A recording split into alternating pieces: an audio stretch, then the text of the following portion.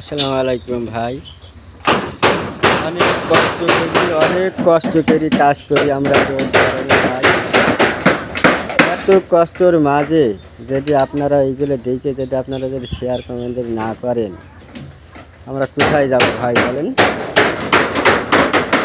সারাদিন রোদ গরমে কাজ করি আমরা আপনাদের থাকার জন্য, শুধু আপনাদের থাকার জন্য।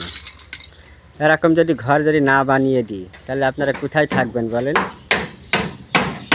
তা যাই হোক, আপনাকে সামনে ভিডিওটা গেলে পরে আপনারা ধাক্কা দেন না, এটা দিয়ে আপনারা একটু শেয়ার করে যাবেন।